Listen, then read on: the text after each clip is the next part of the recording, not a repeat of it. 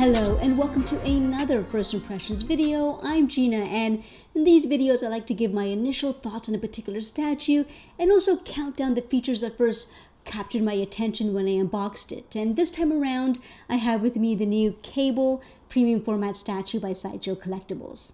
Now this piece has been given a very traditional museum pose. It's what collectors often refer to as the Captain Morgan pose. Now it's simple, but that's not to say that the statue is simple, not at all, because there's an undeniable amount of detail that seems to be focused on the body and the body armor and on the weapons.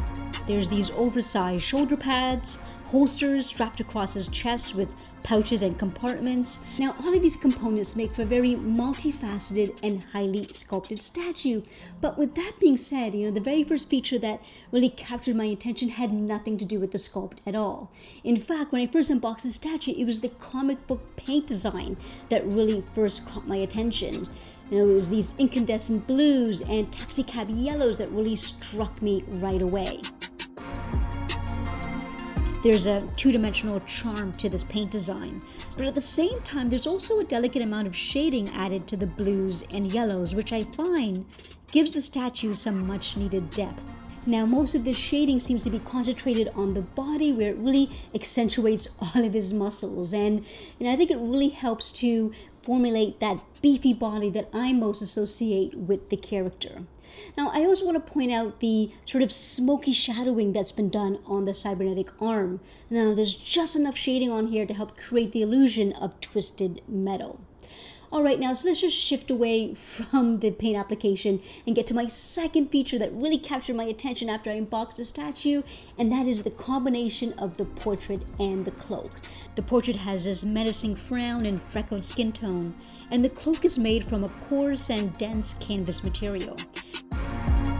When displayed together, the portrait and the cloak just really helps reinforce the grim and dystopian time-traveling tone of the statue. Now, of course, the cloak is optional, and I do suspect that some collectors are going to opt to not display the cloak, probably because of the challenges of posing the fabric. And yes, I can confirm that the cloak is a bit of a struggle, and I must have spent at least 20 minutes trying to get it in the perfect position.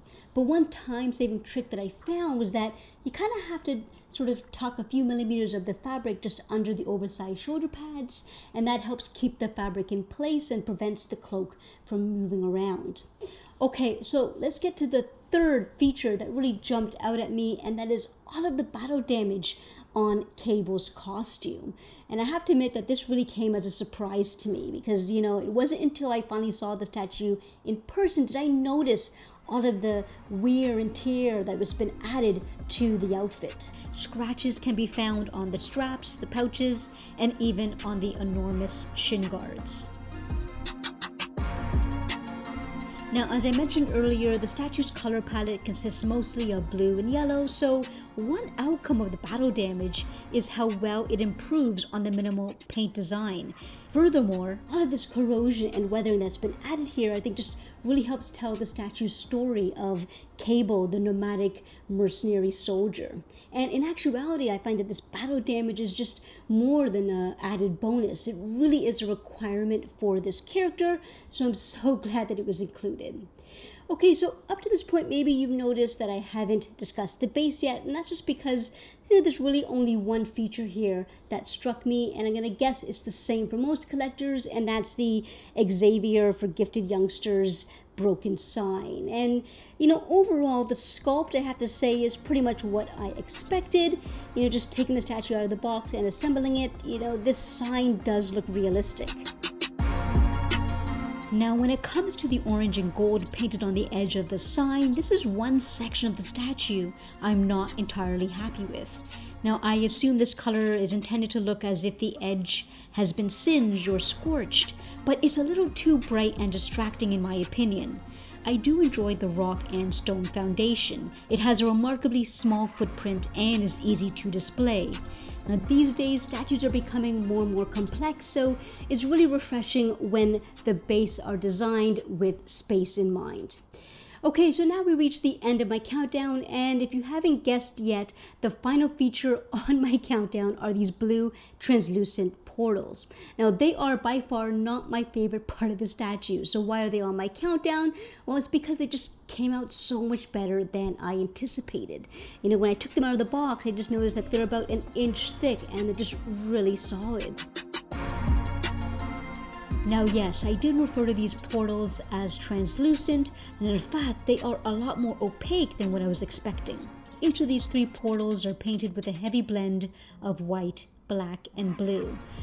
Okay, so the last point I want to make about these portals is what I think the most important, and that is how well they blend into the background of the statue. Now, I was concerned about these portals before I got the statue, but after assembling them, I was really happy at the fact that they did not distract from the cable figure, at least in my opinion, because, no matter what angle you view the statue, you're always confronted with either Cable or his weapons. They are the forefront of the statue. Okay, so that brings me to the end of my first impressions video, and I know this wasn't a full-length review, but I hope that this condensed video still gave you some insight into this statue.